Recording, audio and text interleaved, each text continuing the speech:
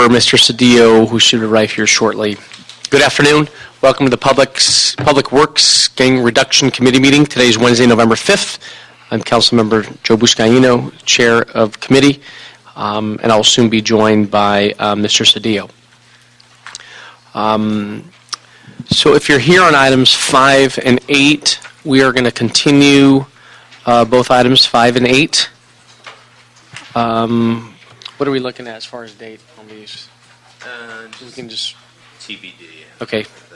We're still waiting. We'll those impacted by 5 and 8. We'll let you know when we will schedule these two items at a future date. We'll also take items 1, 2, 3, 4, and 9 on consent. That'll be the order of the chair, and we'll reconsider when Mr. Cedillo gets here. I want to start on item number 7, which is in regards to the fire station. Michael, if you can read that into the record, and we can get started on discussing item number 7. Item number 7 is a motion from Council Members Buscaino and Cedillo relative to renovating the Watts Civic Center buildings. Okay, I want to call up a member of the CD15 family, Heather Anderson. Welcome. And the crowd goes wild, ladies and gentlemen. Tell us about the Watts Civic Center and how we've got to this point. I want you to share the Watts Summer Studio and the response of the community in Watts to kind of renovate and bring back to life the Watts Civic Center. So last summer, I was part of a 3-person team that completed a community needs assessment in Watts. We conducted research for 6 months. We engaged in community outreach. We extensively worked with several community organizations in project design, and we worked with youth to develop and then administer surveys to both residents and business owners. In the end, 800 residents and 50 businesses completed the survey. In addition to pressing issues like employment, safety, and neighborhood cleanliness, the survey results made it clear that residents want the city to be more visible, accessible, and responsive to the Watts community. There are many ways that this was communicated, including people want a place to go to become more informed about what is going on in their neighborhood. People want to understand how to participate, and people just want more community space in Watts. In a neighborhood where violence once dictated residents' choice of community space and still is a factor today, however diminished, and in a neighborhood where many residents feel there were decades of city disinvestment, creating a renewed civic center is an especially important endeavor. Related to the Jordan Downs redevelopment, we have that saying, Watts is worth it. Right. I don't exactly know who coined that phrase, but Watts residents deserve a renewed civic center, and we want to make that happen. Thank you, Heather, for that report. Absolutely right. It's kind of mind-boggling to know that we have an incredible asset, an historical asset, Watts City Hall, and my district office is a block away, knowing that we're paying rent, where we have a city-owned property that we could be saving hundreds of thousands of dollars in rent if we were to really take back the Watts City Hall. I'd like to ask Josh to come forward and have a few questions. Josh Romer from the CAO's office. Thank you for joining us, sir. Thank you. Good afternoon. Good afternoon. Tell us about the capital improvement expenditure program. How do we get this site on that on the list to be a part of this program to invest in improving the infrastructure at the Watts City Hall? If I may, just for a minute, I just want to back up a little bit Yes, and just please. explain the extent to which my office has already been kind of working on improvements to the Watts Civic Center.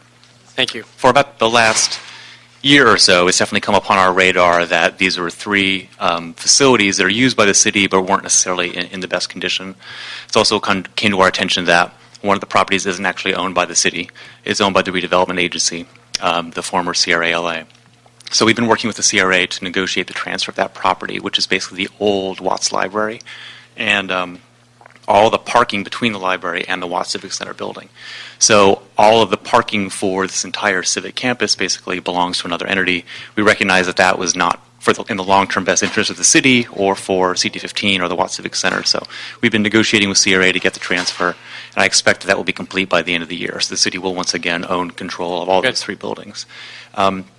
At the same time, we also recognized the buildings weren't in the best shape. So we had some preliminary estimates working with the General Services Department and with the Bureau of Engineering to kind of come up with a sense of what are the deferred maintenance costs to bring these buildings up to standards. So we have very rough orders of magnitude sort of estimates at this point. I'd say for each of the three buildings, at least several $100,000 worth of repairs are necessary. And I think one of the most significant needs is the old fire station, because it's unoccupied right now. So in the initial visit from Bureau of Engineering, it turns out that there is most likely some hazmat issues, some electrical issues. The biggest issues are probably ADA requirements that weren't in place when the building was built in the 20s. And there's no HVAC system. So BOE's estimate for the repairs on that building was very rough order of magnitude, but it was $500,000 on up. I think the potential for a seven-figure estimate was kind of left out there. So that's going to be a relatively expensive building to renovate. However, that being said, as Heather mentioned earlier, these are important city assets. They're in an important location in Watts. They're also on a block that has other government jurisdictions that are doing significant improvements right now. Right. So the Child Institute Right. Incorporated, just to the north, and the county are doing a significant capital expansion program. Kaiser Permanente at the corner as well. Exactly, that as well. And so I think there are real opportunities here to really improve this block for all the services that are developed by different public agencies. There's an alley that kind of splits the project between the two. That would be basically a good connection from the Blue Line at 103rd Street up to the county facility, the Children's Institute. So we recognize that there's a real need to make improvements at this campus. So the capital expenditure improvement budget is developed on a yearly basis as part of the city's budget. That is one of the sources of funds that could potentially fund the improvements that we're talking about on the site here. So I think in the next few months we should work closely with BOE to develop more specific estimates for what would be required to kind of revamp this campus and see if those can be developed as part of CIEP funding in the next year's budget. In addition to that, I know that community development block grant funding has been used to make improvements on some of these buildings, so we should also look to that as a possible source. And also the Council District Real Property Trust Fund could potentially be another source. We should tap all available sources. I mean, this is going to be, as it has been for many years, a tough budget year. So we need to find as many sources of funds for this as possible. Can you share with us the city's policy of owning something like this versus leasing property? Oh, yeah. In general, one of the tenets of the city's real estate master plan is that if we have long-term needs on a site, it makes more sense to occupy those uses in city-owned facilities versus leased facilities. And when it comes to MICLA dollars, what kind of expenditures used for MICLA? Is that a potential source? I believe it is. I'm not the expert on MICLA in my office. I mean, my understanding of MICLA is that it's generally the city's credit card. The collateral is our other properties, and we can use it on physical assets. I do know that our MICLA capacity, we're always kind of edging up towards the very top of that. So I don't know that there is that much available, but I do believe that it's another potential source of funds. I appreciate the report. And the observation that that entire block is being redeveloped, and this centerpiece of 103rd Street and Central is going to add to the overall economic development movement, right? Which is, the City Hall is the heartbeat of Watts, and we need to bring it back to life. And the City Council members should have the office at the Watts City Hall. We're joined by Mr. Cedillo. Thank you for joining us. Any questions on this item? Just trying to bring back to life the Watts City Hall, sir. I think it's just a question of how bad you want it. Yeah. Demonstrating the city's commitment will entice other economic development, Right. right? Private sector. Exactly. And philanthropic. Actually, It's an anchor. I mean, yeah. in terms of, as everybody here knows, you've got to get an anchor, you got to get a foothold. And once you do that and you demonstrate that commitment, we have one across the street from our headquarters, our field office. Once you get an anchor and people see the commitment of the city, Right. then others will follow.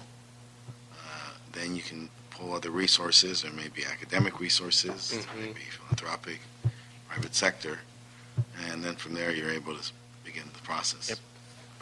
But we have to demonstrate. I wrote the adaptive reuse for the state that helped change and transform downtown LA. I mean, no one could tell you that the corner of 4th and Main, that we were going to transform a place that, rats had discomfort. I mean, they were not even staying there. A building sold for $100,000 during that time period. That's how abandoned it was. But if you go back, you see anybody who reviews the revitalization of downtown LA, it's all because of 4th and Main and the parking lot that became Staples. Right? Yep. South Park emerged, and 4th and Main is just amazing. And it was, it's vision, it's commitment, Right. Generating excitement. That four corners there, and we didn't get the northwest corner, but actually we only got 2 corners when you think about it. But it was Pete's and that tall building, and then the other buildings. Look at downtown today. We moved 50,000 people there, right? Absolutely. So I piggyback on that. I share the story everywhere I go. As my probation year, I worked downtown Yes. Los Angeles, right? And that street on Francisco Street, I remember arresting bad guys. What's there today is called LA Live. Right. Just amazing transformation. So appreciate the insight, Mr. The Cedillo. Department of Housing was there, and they left. They even left. Ironically, they left at 4th and Main. Can you talk about the philanthropic side? Was there a potential opportunity here for a public-private partnership on the investment and helping financially on improving the infrastructure? I think there are challenges at this site. First of all, with the specific property, the Old Watts Library that has the parking for the whole facility, one of the terms of the grant deed from the CRA to the city is that it continue to be used for government use purposes, and that's a kind of a waterfall effect of the dissolution legislation that broke up the CRA. So I think that portion of the property could not be used for anything other than government purposes. So I think that represents some challenges. How about the firehouse? I think it's a possibility. I mean, as you know, it's an economically challenged community, so a lot of economic development-oriented activities require a lot I mean, of if funding. we can have an Engine 28 in downtown LA where transform an old firehouse into a nice sit-down restaurant, why can't we have an Engine 65 in Watts, right? I mean, it's definitely that- worthy of analysis. Right. I mean, a lot of it is the question of the market. I think that they can market in the community, but it's certainly a vision that's worth analyzing. Sure. So. Okay, I appreciate that. So we're going Question. Yeah, go ahead. What I would ask though is when you're trying to utilize these historic buildings is, while it may require a government use, there might be opportunities in terms of sub-leasing, some private sector entity that may want to come in and be the coffee shop to the office, the city field office, or be the other little stand there. I mean, there may be some opportunities like that within that framework, so the footprint remains the same, and the purpose remains governmental, but then you have within that some sublease. An ancillary use, for example. Yep. Okay, we can take a look at that, definitely. Thank you, sir. So we'll hold this in committee with the following instruction to instruct CAO with the assistance of BOE to work with my office, CD15, to develop a work plan and cost estimate for the renovation and reuse of former Fire Station 65, the connected Civic Center building, and the former library in Watts, and report back in 45 days with potential funding options, including MICLA dollars as well. And second, investigate the feasibility of working with a nonprofit to provide funding for capital improvements and exchanges for subsidized rent. To look at that P3 opportunity possibility. Thank you, sir. Thank you. Appreciate it. So we joined by Mr. Cedillo, and what we're going to do is reconsider We had a number of consent items, and if you need to pull them out, let me know, Mr. Cedillo. These are items 1, 2, 3, 4, and 9. You okay with those? Yep. Oh, sidebar. We're going to pull 3. Want to pull 3? We just want to continue it. Okay. So, Michael, we're going to continue 3 and take 1, 2, 4, 9 on consent. Okay. Without objection. That'll be the order. So the 3 items were continued today, 3, 5, and 8, right? 3, 5, 7, and 8, because you said you wanted to hold 7 in committee. Oh, you're right. Those things come back. You're good. You are good. Sharp. Okay, so with that, you go with that, Mr. Cedillo? Yep. Very good. Let's take item number 6. Item number 6 is a communication from the mayor relative to the fiscal year 2014-15 gang reduction and youth development grant extensions and reappropriations of funds. How are you? Welcome. Thank you. Man. Lisa Johnson-Smith, CAO's office. Thank you, Lisa. The CAO report in front of you requests council consideration for actions to approve several no-cost extensions and related actions on 3 different grants. 2013 United States Agency for International Development Grant, the Housing or HECLA Payment in Lieu of Taxes Fund Grant, and the 2013 Second Chance Act Juvenile Reentry Grant. The CAO's office requests that you consider our report, which is in agreement with the mayor's recommendation with some modifications. These actions have no additional impact on the general fund. Ms. Tremblay, you want to add anything? No, sir, thank you. Ann Tremblay, Director of the Mayor's Office of Gang Reduction and Youth Development. And moving forward, does the grid office have enough staff to complete these projects moving forward? We do indeed. Okay. We're working them hard. And have the funding authorities granted extensions to all these projects? I'm sorry? The funding authorities? Yes, have already approved the extensions. The extensions have been approved? Okay. Yes, correct. And we're looking at expending these dollars this fiscal year? Most of them, yes. I believe the one, it will actually go into the next fiscal year. And if it's not expended, we have to return it back, do we know? Yes, but that's also on a grant with it. We're hoping and expecting maybe extended by the federal government on the Prieto Palabra one. So yes, I believe we'll be in good shape. The projects are continuing, and so I don't anticipate any issues.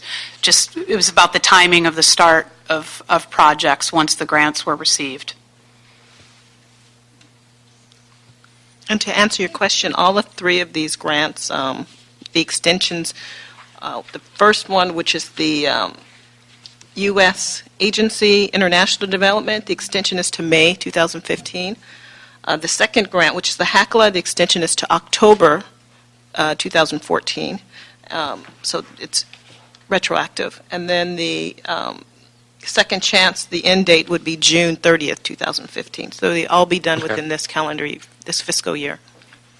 And these dollars need to be spent in specific areas of the city?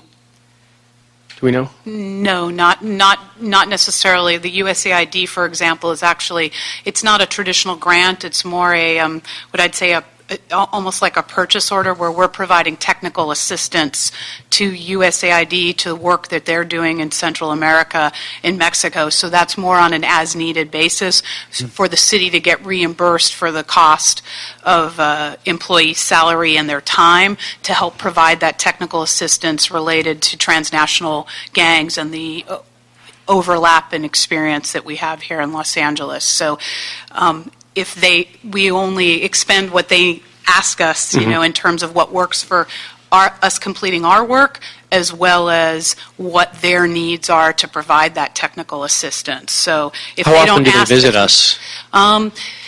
It's Great to know that we're the subject matter experts. yes, exactly. Well, they've both USAID has come and visited most recently about 2 months ago. Explain the USID. U.S. United States. International. It's the United States It's like a test question on like International Development. It's the Okay. Got it.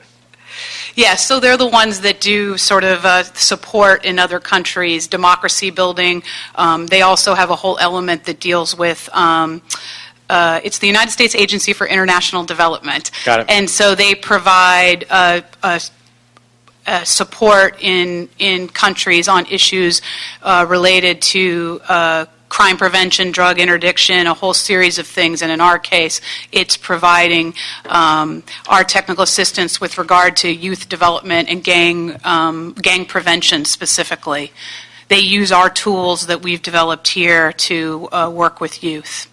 And the HACLA pilot fund agreement, is that for the CSP program? That's actually for the Watts Regional Strategy that's closely associated with that. Yes, just because of some transition, finishing out those funds through October, and then we have the grant for this year for the Watts Regional Strategy. And a dollar amount, do we know? For this next fiscal year, Yeah. it was 1.1 million. I see, it's right here. Okay.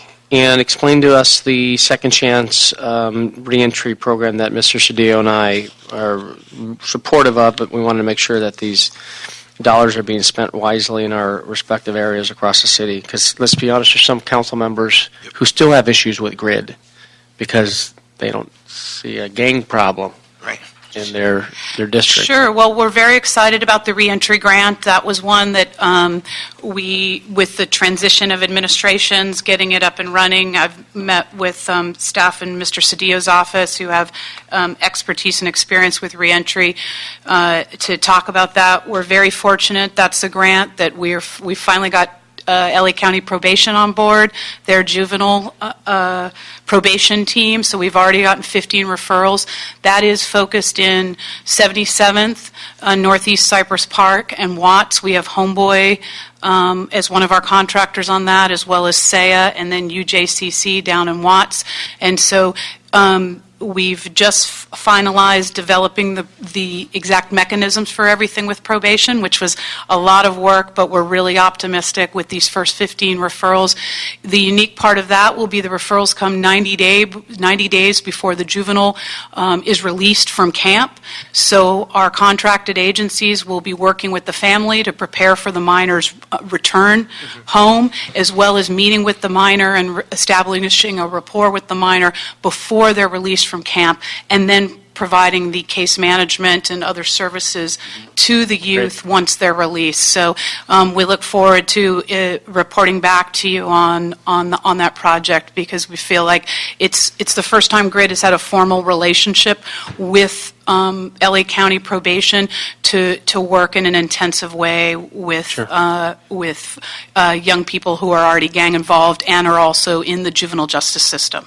Thanks, Shan. I had a great lunch meeting today at Homegirl Diner, Homegirl Cafe, Yes. Feels good. with City Attorney Mike Fewer, and we talked about the importance of a regional strategy on gang intervention prevention, and thank goodness for our new sheriff-elect, Jim McDonald, who also embraces this concept and just supports gang intervention efforts across the city and now the county.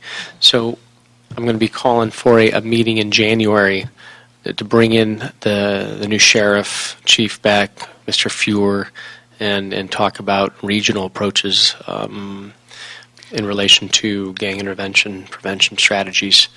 And that's also, just so you're aware, part of our internal conversation based on those past conversations, and we'll be ready to brief you. I've also had those conversations with LAPD, and we've got some terrific ideas for the future of realizing that vision of a more regional Very good. approach. So Mr. looking Cedillo? forward to that. Just a couple of questions. This was before us before. We talked about what we thought seemed to be an inordinate amount of non-service expenditure. Do you recall that? Yes, I do recall it, sir. And then, so what happened with that?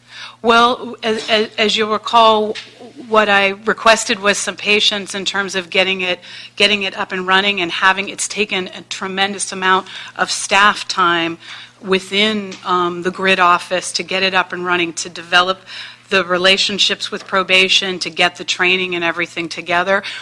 We are looking at opportunities to get this grant extended. The grantor has told us those opportunities will be presented in December, and so if we're up and running and successful, which is what has happened now, we're hopeful that we can extend it and not necessarily have as much on the staff side, because we won't be developing and setting up the program. At the same time, we do need staff to manage the program from our side, and I can certainly talk to you in more detail about why that is with some real specifics. It takes, working with our agencies, we have to make sure the money's being expended well, that they're doing what is required. We have to do monitoring and compliance to make sure that the grant funds, just like we do with the public funds, are well spent. And then on the accounting side, it takes accounting and administrative time in order to review all the documentation and make sure that we're complying with the grant rules. So I certainly understand it, and it's something that I'll continue to keep in mind as we renew or look for further grants. But I will tell you that the 2 staff members currently assigned to it have been unable to do almost any other work because the amount of time to build up, because we're also building in a research and evaluation component, as we do with on our grid projects, to again make sure that what we're doing is working and has an effect. And so building that component along with our research team has also required a significant amount of staff hours. Okay, so what you tell me is these are startup costs, and that if this was something we knew was going to go on for 5 or 10 years, that part would... I absolutely believe that part would not be a significant a percentage. We still need the staff involved, but not to the degree once we've got the method systems and methods in place. Because again, the first time with LA County Probation, it's been a lot of work making those relationships and balancing it. Right. How we do things versus how the county does things. Right. You good with this? No, that makes sense. It's understandable. It's reasoned, and it just seems on the good side, though. It seems both with the new sheriff, Yes. and many other experiences we're having, term limits forcing us to move around, that we're breaking down the silos, and that Right. we're getting better city-county cooperation, and clearly with the state a lot better. Indeed, and I know if I run into problems, you'll help me with that as we go along. I was excited last night with Jim McDonald. I wasn't sure, because I think of him as LAPD, but then I saw, for the supervisor, and I thought, oh yeah, that makes sense. We're in the county, right?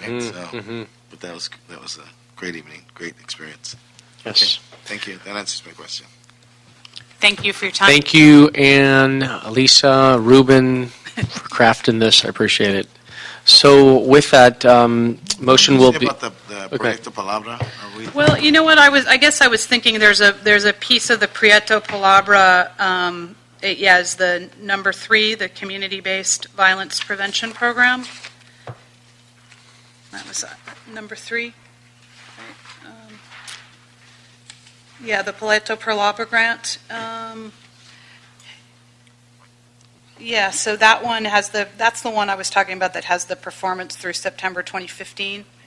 Yeah, that's continuing, and that one, what we've got indications from the grantor that that we're in good position to extend that one again, and so that's part of our Rampart regional strategy, but with the focus on the transnational gangs. Right. So I get that.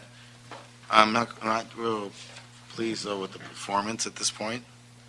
We set a goal of 15% for reduction, and we're not. We're actually up in aggregated assaults, and we've had 4 homicides just in this period of time. So. Okay, well, I'll take a look at that in terms of the goals for crime stats. You mean? Mm-hmm. Okay. That's a good suggestion. Yeah. I'll take a look at that and see what I can dig a little deeper for you on that. Okay. So with that, on this item, Mr. Cedillo, if you're okay with this, we're going to approve the CAO report. Yes, absolutely. And without objection, that'll be the order on item number 6. Thank you all. Good to see you. You too. Thank you very much. thanks so much. Appreciate it, as always. So at this point, we are going to take public comment, general public comment. Do we have any cards for general public comment? No, Mr. Chair, we do Okay, close public comment. And at that, I think this concludes. No other items on the agenda. Have a great rest of the day, and we'll see you at the next Public Works and Gain Reduction Committee meeting. Thank you.